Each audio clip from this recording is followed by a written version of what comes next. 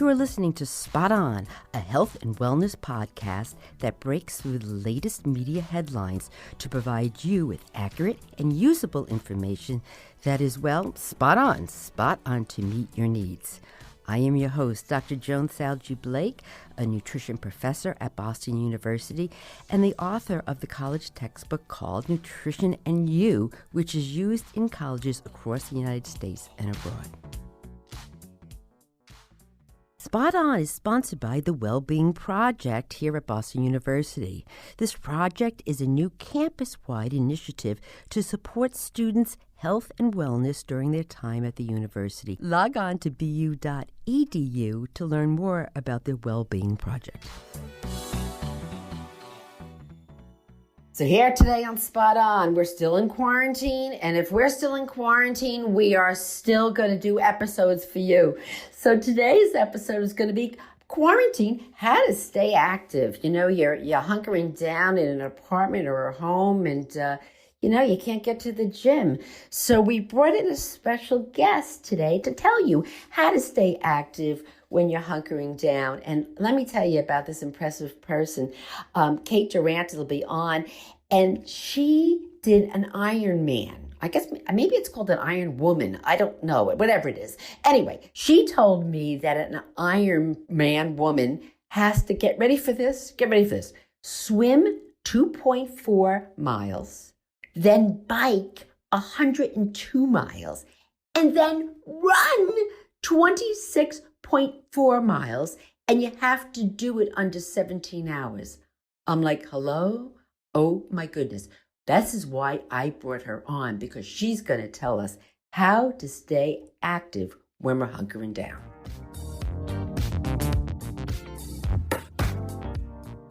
All right, so here we are, quarantined.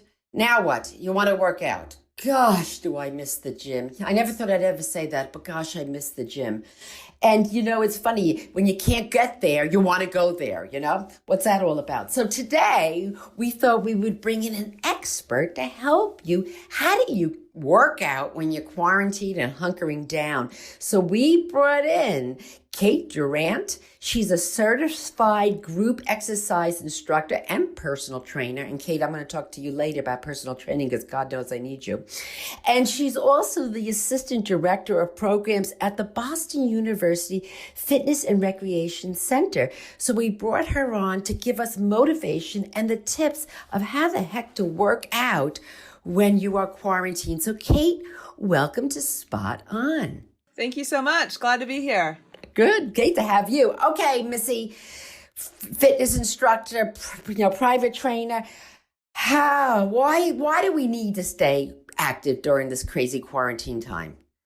Well, it's important to stay active all the time, not just during quarantine time, but we really want to look at this and think about building healthy habits during this time. So we're going to be quarantined for a while, and we really want to make sure that the habits that we're building are healthy ones. And movement helps to starve off chronic health problems. It refreshes your brain activity. It makes you feel good. So I think those are the most important things, but movement's always important, whether you're stuck inside or whether it's just, a regular day when we don't have a pandemic going on. Right. It's funny, Kate, because people are saying, oh my God, pandemic, I got to stay inside. And, oh my gosh, I'm worried about that. I'm not exercising. But hello, you sat in a cubicle all day long. So it's not right. So it's not that, oh my God, I was, delivering mail by foot as an occupation, right. And now I'm stuck in my apartment. You sat in a cubicle all day. So I'm almost thinking about, if you get in the habit of working out in your apartment or your home, this could be a benefit. You may end up moving more than you would if you went to work. What do you think? It could be, and that's actually one of my tips, is to make your workstation a standing workstation. Yeah, okay. So, even in the home or your apartment? Even in your home or apartment, because when you're standing, you're more likely to fidget and move around, thus burning more calories throughout the day. That's called your NEAT score, your non-exercise activity time. And that's actually more important than the time you spend actively exercising. I have read about this, and you are correct, because we are so sedentary all day long. Typically, when we have our normal, study habits, or studying, or watching Netflix, or working. So basically, we're just like sitting all day long, and then we go and we work out at the gym for maybe an hour, and then come home and then watch Netflix for the rest of the night. And when you look at that, that's a pretty flat line there, that you really aren't having much movement. So what you're saying is, let's learn about NEAT and keep yourself moving, a little bit of exercise movement all the day. Get up, walk around the corner to get next door, walk around your bedroom to get to the bath, do crazy stuff to keep you moving. And that kind of habit may roll over when we get out of this quarantine. Exactly right. Yeah. And so NEAT, that's a great way to say that. NEAT is a way that you want to spend more movement throughout the day and burn those calories. So we're so used to being efficient at everything we do. We have to be inefficient. Is that really what it's all about? Yes. Be a little inefficient. Park further away, go up and down the stairs, leave things upstairs, forget about them, climb the stairs again. Right. So rather than loading up and trying to take everything up the stairs in one hall, you want to do it in many halls. Now you do that. I love it. So now when we're hunkering down, what is a realistic amount of times that we should be working out, per week? Yeah, so I would say it doesn't change. Listen, it doesn't change because we're stuck inside. And in times of a pandemic or any kind of health crisis, we should always be more aware of our health. Right. And it's always been recommended that we work out or that we exercise 3 times a week for 30-minute sessions. But again, increasing that NEAT score and keeping movement throughout the day is just as important. Some days you can't squeeze in that half an hour, so you want to make sure that you're moving throughout the day.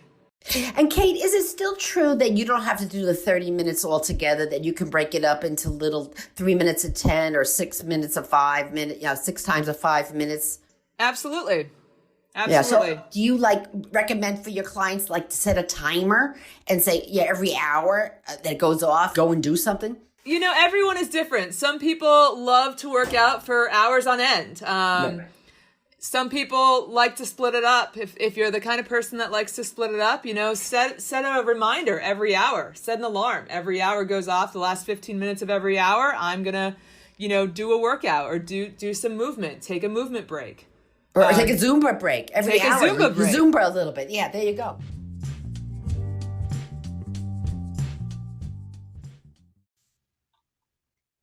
Are you having trouble sleeping, focusing, or relaxing? If the answer is yes, then the TM Soft's White Noise Sleep Sounds podcast has got you covered. This hour-long podcast is made to help you get rid of distractions, reduce stress, relax, and most importantly, get better sleep. You can listen to sounds of nature, white noise, relaxing music, and much, much more. You can check out the TM Soft's White Noise Sleep Sounds podcast on Spotify or wherever you listen to your favorite podcast.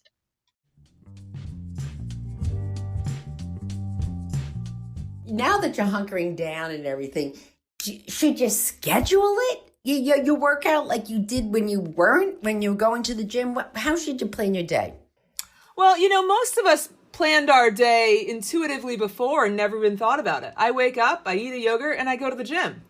And that's my routine. And I haven't stopped that because the world changed. I've made some adjustments here and there. Maybe I wake up a little later or my sleep cycle's off and I wake up a little bit earlier.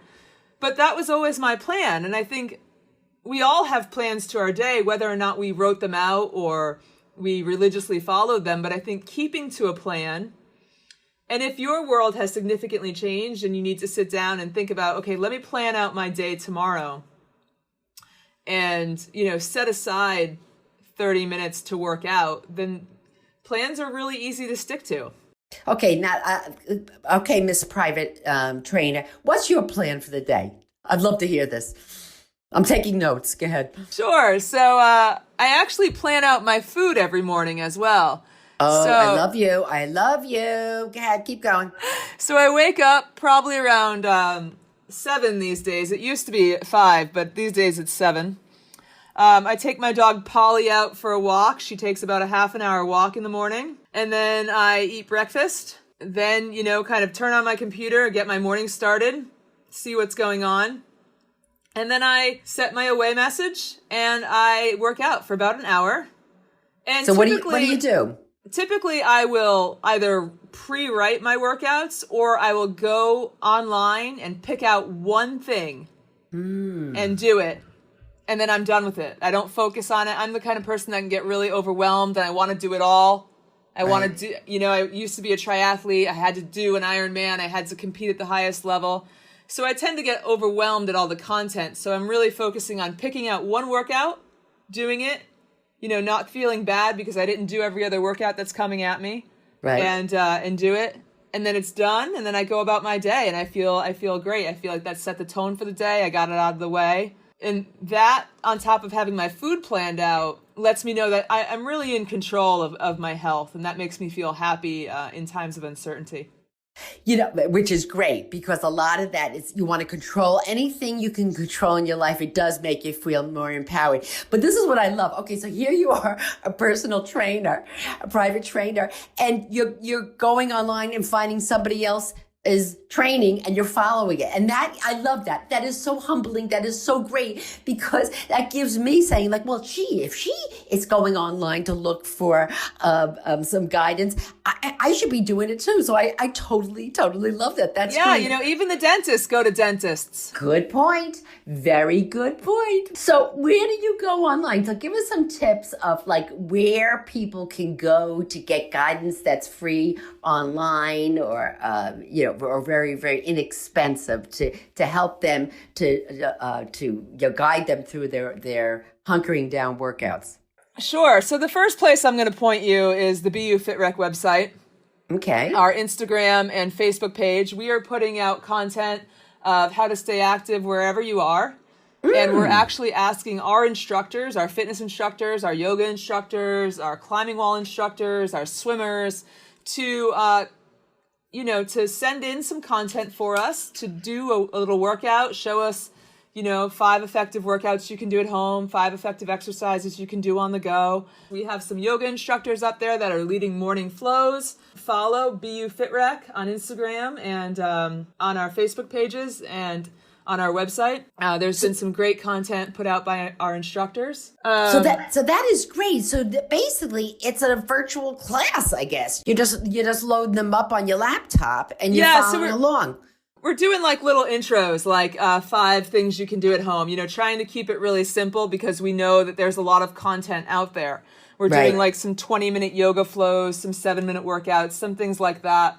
But ultimately, our goal is just to keep it simple. We want to realize that, people might be home without any equipment and they just want to, do 3 simple things. They might have kids, they might have pets, they might not have any of that. What can I do? 3 simple things to kind of, keep me active or keep me going, keep my blood flowing. There's a ton of other content out there. You can Google pretty much any workout you can think of and a how-to video is going to come up and they're all great. I work for FitRec, so you'll see me doing some videos. I did a quick little ab workout that they posted and I did some squats with my puppy and there's definitely more to come.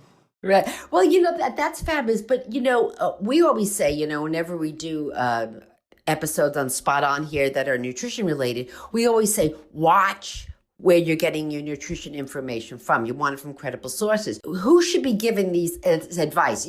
Should you make sure that the person that's in this video is an exercise person that's trained in it, or what should we look for? My best advice during this time would be to think about where you would want to go to a studio. If you take classes and you're like, wow, I've been really looking to try a yoga class, I would go to those resources first. Oh, and I would look to see what they're offering. So in other words, resources within your neighborhood. Correct. That makes sense. Because those are the habits that you'll carry forward. If you take a BU FitRec class with us during this time, we hope to see you at the FitRec. I think that also, makes you connect with your community, even though you might be inside. You can say, I'm taking taking classes at the local community center, and I feel more of a connection to my hometown or to wherever I am. Right. That makes a lot of sense. And, you're right, because it's almost like if you reach out to a community center or something and you start taking a class, then when this is over, and this is going to be over, this is not going on like this. So let's just stop that right now. Yeah. But that'd be kind of fun. Then you go in person, you say, oh my goodness, you saved me the whole time I was hunkered down. I did your classes, and then you go in person, and so you get to that bond. So I can imagine that would be great. We also have a page on our website that will take you to resources from our partners. So we're posting some workouts from our partners at Matrix, and some others along the way that we come up with. The American Red Cross is having a walking challenge. So if you want to look at our website for some of our partner resources, those are definitely trusted sources. And if BU FitRec partners with them and recommends them, then that's a source you can trust. That's great.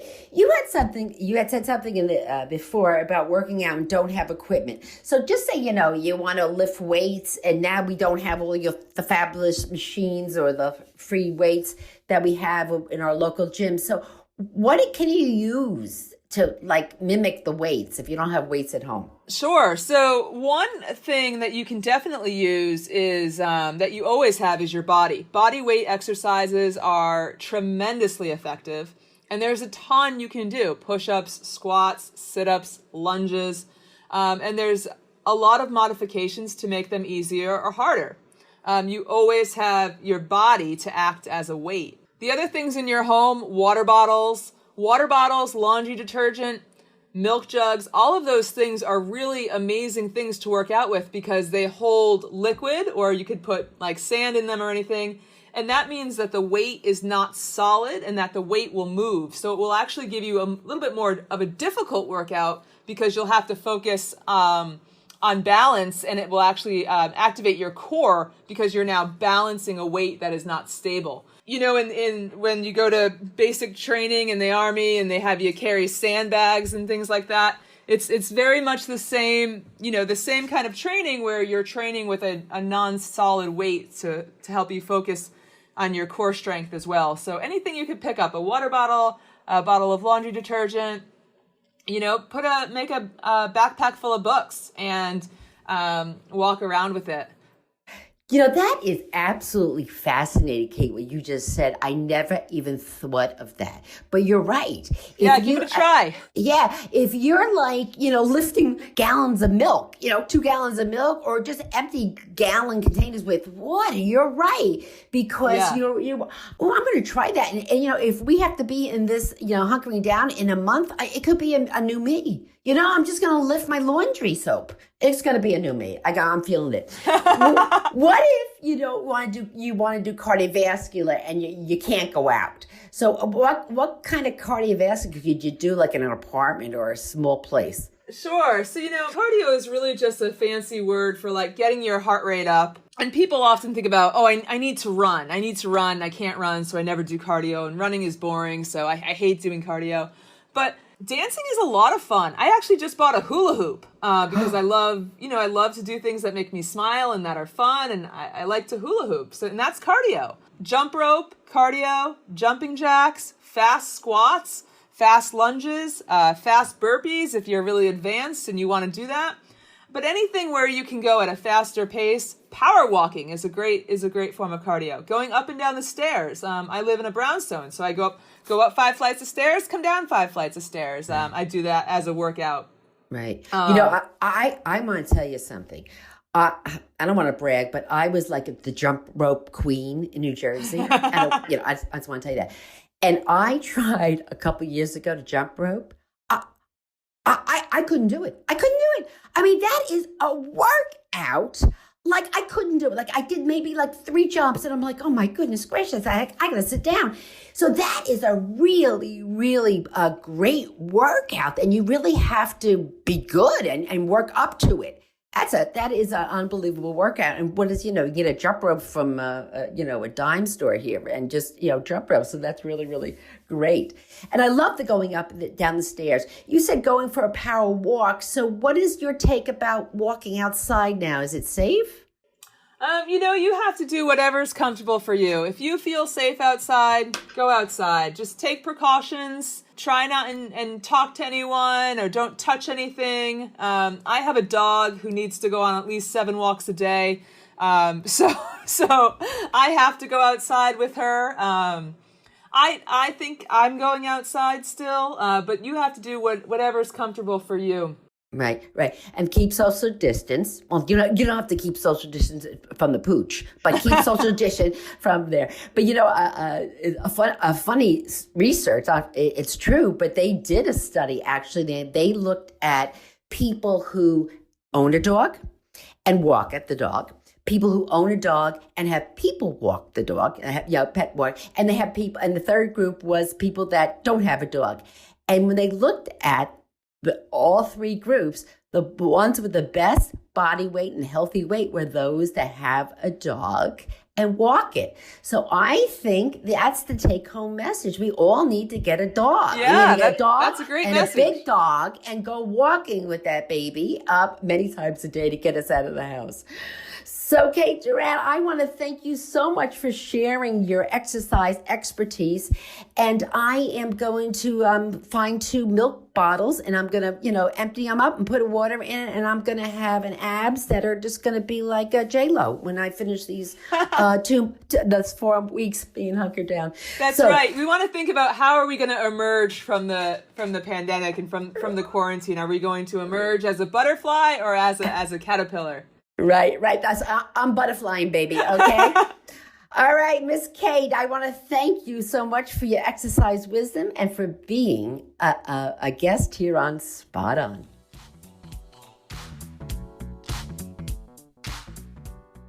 Spot On is sponsored by the Wellbeing Project here at Boston University.